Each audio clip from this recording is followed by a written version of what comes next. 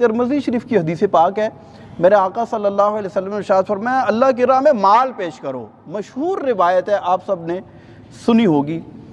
حضرت عمر فاروق رضی اللہ تعالیٰ عنہ کہتے ہیں میں نے سوچا آج میں ابو بکر سے آگے نکلوں گا، آدھا مال کہتے ہیں سارا گھر کا سامان اکٹھا کیا، اس کو 50% اٹھایا اور اللہ کے نبی کی بارگاہ میں پیش کر دیا۔ حضرت سیدنا صدیق اکبر رضی اللہ تعالیٰ عنہ گھر کا سارا مال، یہ میرا کہنا اور آپ کا سن کر سبحان اللہ کہنا یہ آسان ہے، لیکن گھر کا سارا مال سے کیا مراد ہے؟ روایات میں آتا ہے کہ آپ کی زوجہ جس توے کے اوپر روٹی بناتی تھی نا، وہ توا بھی اٹھا کے لے آئے۔ آپ کے بچے جن برتنوں میں کھانا کھاتے تھے وہ مٹی کے برتن بھی اٹھا کے لے آئے۔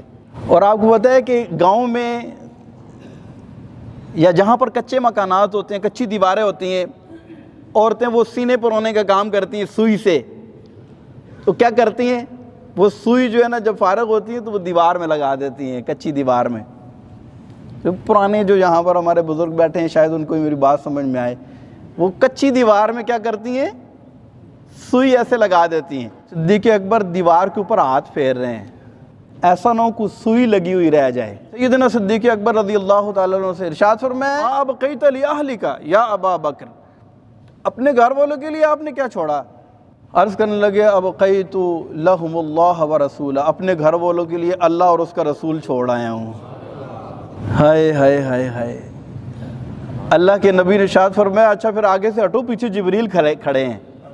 اچھا اتنا کچھ پیش کیا، سر کا امامہ اتار کے رکھ دیا، پاؤں کے جوتے اتار کے پیش کر دیے، کسی مجاہد کے کام آ جائیں گے، سب کچھ پیش کر دیا، کپڑے اتار کے ٹاٹ کا لباس پہنا اور کانٹوں سے، ببول کے کانٹوں سے اسے بٹن لگائے۔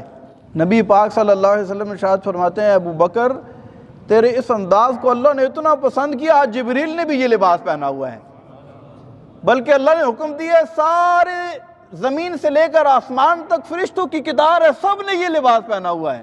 اور اے ابو بکر اللہ آپ کو سلام کہہ رہا ہے اور کہتا ہے کہ آپ اس حال میں ہم سے راضی ہیں؟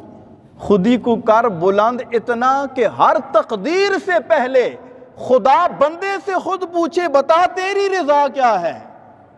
سارا زمانہ شرق سے لے کر غرب تک ہر کوئی چاہتا ہے اللہ مجھ سے راضی ہو جائے، اللہ ابو بکر سے پوچھتا ہے ابو بکر تو ہم سے راضی ہے؟ اللہ اکبر، کیا شان ہے اور کیا مرتبہ ہے۔ حضرت ابو بکر صدیق رضی اللہ تعالیٰ عنہ کی چیخ نکل گئی اور عرض کرتے ہیں رضیت باللہ، میں اپنے رب سے راضی ہوں، میں اپنے رب سے راضی ہوں، میں اپنے رب سے راضی ہوں۔ تو حضرت سیدنا صدیق اکبر رضی اللہ تعالیٰ عنہ اللہ تبارک و تعالیٰ کی ان پر کروڑ رحمتوں کا نزول ہو اور ان کے صدقے اللہ تبارک و تعالیٰ ہماری بخشش و مغفرت فرمائے۔